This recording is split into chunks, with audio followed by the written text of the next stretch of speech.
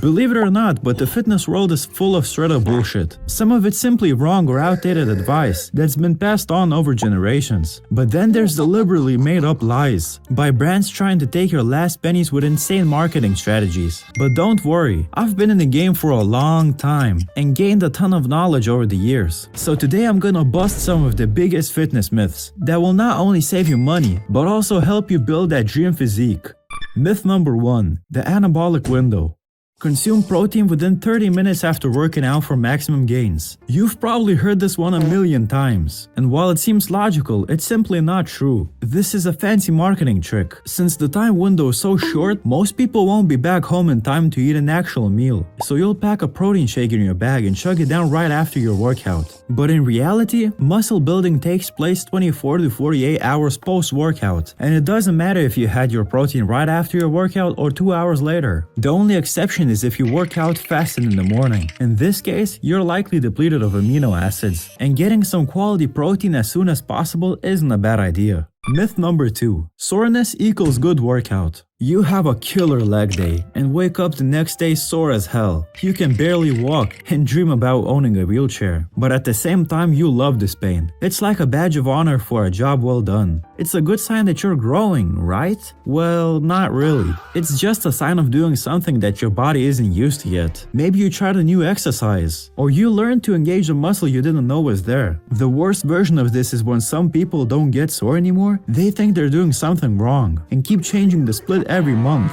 The truth is that the biggest gains are made while staying consistent in the gym and pushing yourself to the limit through progressive overload, not being immobilized for 2 to 3 business days and half-assing your new routines every month. Myth number 3. Stretching to prevent injury. This one sounds counterintuitive, but don't stretch before exercise. I learned this very recently and I was flabbergasted to say the least. You would think that stretching right before you pin yourself under a 405 is a great idea, but it turns out that holding static stretches, like reaching for your toes, actually relaxes your muscle fibers and temporarily reduces their ability to contract forcefully. It's like stretching out a rubber band right before you try to snap it. The best warm-up is a couple of high-rep lightweight sets of the exercise you're about to do. Leave all the stretching to the end of the workout, where it'll be actually useful for a better recovery. Myth number 4. Cardio kills your gains. This one is old school, and like most of the old golden rules, it has been scientifically disproven. Cardio, in fact, does not interfere with building muscle, although there is a little bit of truth to that, but only if you're the second coming of David Goggins, running an ultra marathon on a treadmill while hitting that like button and burning 1,000,000 calories which were needed for recovery and muscle growth. Otherwise, a little bit of cardio actually does the opposite. It improves your cardiovascular health, making recovery between heavy sets much faster.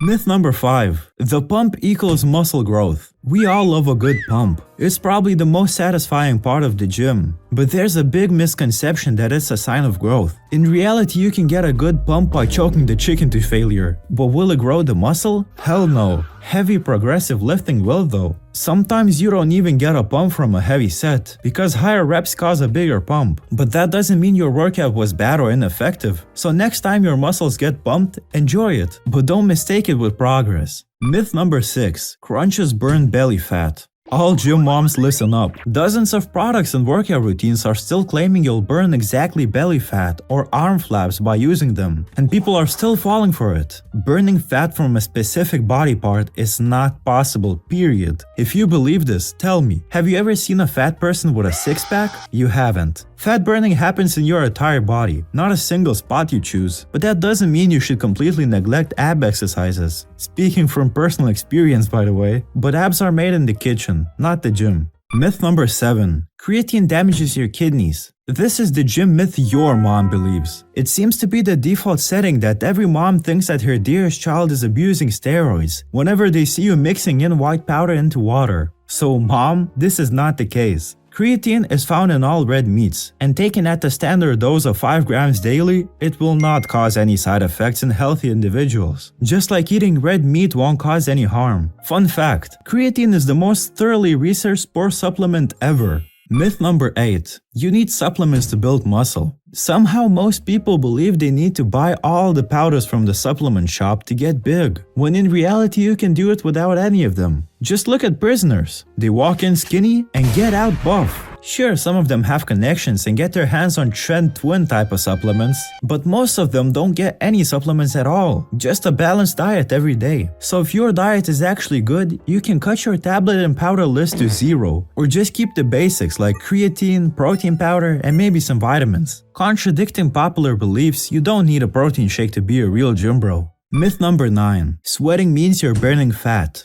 People do all kinds of shit to quote-unquote lose fat through sweating, wrapping a bunch of plastic film around their bellies, or buying one of those stupid fat loss belts. But just because there's a huge puddle of sweat under you, it doesn't mean you're burning fat. It's just your body trying to cool down. And yes, the scale might say you're lighter after a sweaty session, but it's just water weight that you'll soon gain back just by drinking. No matter how much you sweat, if you're not in a caloric deficit, you're not burning fat. Otherwise, we'd all be sweating balls in the sauna to get shredded.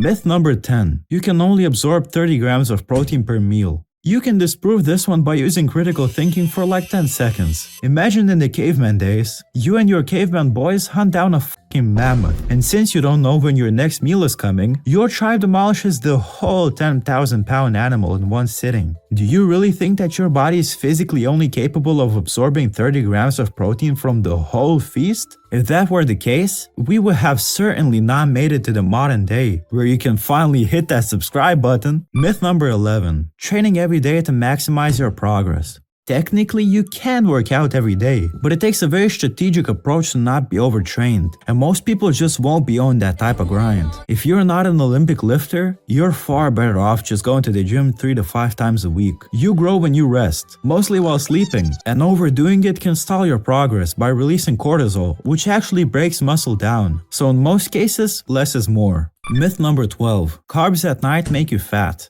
Your body is not in possession of a clock. It doesn't magically become less efficient at midnight. Gaining or losing fat is based on calories in versus calories out. And if you burn 3,000 calories a day and only consume 2,000, you will lose weight. And it doesn't matter whether you only ate lunch or if you woke up in the middle of the night to snack. The only thing to take from this is that eating before sleep will make your sleep quality worse, which will hinder your ability to recover. Myth number 13. Lifting weights stunts growth in teenagers. This is probably the fakest one out of all of them. It originated from an old unverified study, which was since debunked, in fact proving that resistance training increases bone mineral density and strengthens tendons in teens. For some reason, parents like to pull this card whenever their kid decides they want to lift weights in the gym. Lifting weights will not make you stay fun size forever. Genetics will. Myth number 14. You need to shock the muscle. I'm pretty sure this came from an old Schwarzenegger movie, which I find hilarious. This man was giving shitty advice to everyone throughout his whole career. People believe this because when you change your program, or in Arnold's words, shock the muscle, you get sore once again. But once again, soreness does not equal gains. Stick to one program and don't shock the muscles. Surprisingly, this is just the tip of the iceberg, and when the old misconceptions fade away, new ones emerge, and we all end up not reaching our full potential because of that. Let me know in the comments what is the stupidest myth you've ever heard. Subscribe, and I'll see you in the next one.